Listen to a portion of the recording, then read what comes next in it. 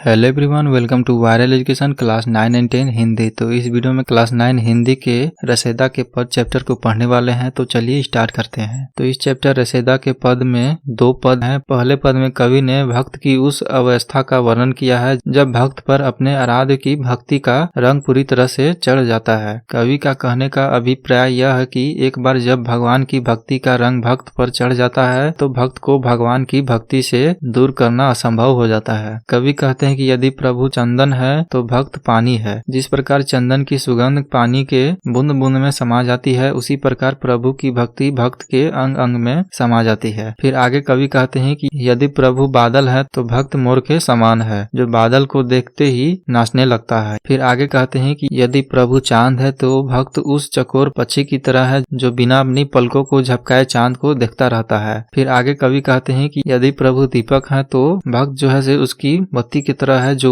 दिन रात रोशनी देती रहती है। कवि भगवान से कहते हैं कि हे प्रभु, यदि तुम मोती हो तो तुम्हारा भक्त उस धागे के समान है जिसमें मोतियां फिराई जाती है। फिर आगे कवि कहते हैं कि यदि प्रभु स्वामी है तो कवि जो है से नौकर है। दूसरे पद में कवि भगवान की महिमा का बखान करते हुए कहते हैं कि भगवान गरीबों और दीन दुखियों पर दया करने वाले हैं। उनके माथे पर सजा हुआ मुकुट उनकी शोभा को बढ़ा रहा है। कवि कहते हैं कि भगवान में इतनी शक्ति है कि वे कुछ भी कर सकते हैं और उनके बिना कुछ भी संभव नहीं है। भगवान के छूने से अछूत मनुष्य का भी कल्याण हो जाता है, क्योंकि भगवान अपने प्रताप से किसी नीच जाति के मनुष्य को भी ऊंचा बना सकते हैं। फिर आगे कवि कुछ संतों का उदाहरण देते हैं, जैसे नामदेव, कबीर, त्रिलोचन, सधना और सेनु। इनके बारे में कहते हैं कि जिस भगवान ने उनका उद्धार किया था वही बाकी लोगों का भी उद्धार करेंगे। उसके बाद अंत में कवि कहते हैं कि सज्जन व्यक्ति तुम सब सुनो, उस भगवान के द्वारा इस संसार में सब कुछ संभव है। तो यही था रसेदा के पद चैप्टर। तो इसी तरह से आप लोग को एनिमेटेड वीडियो के माध्यम से क्लास 9 के सारे सब्जेक्ट और सारे चैप्टर को अच्छी तरह से पढ़ाए जा रहे हैं। इसलिए चैनल को सब्सक्राइब करें और अपने दोस्तों के साथ भी शेयर करें ताकि उन लोगों का भी हेल्प हो सके। तो वीडियो को देखने के लिए बहुत बहुत धन्यवाद। Thank you.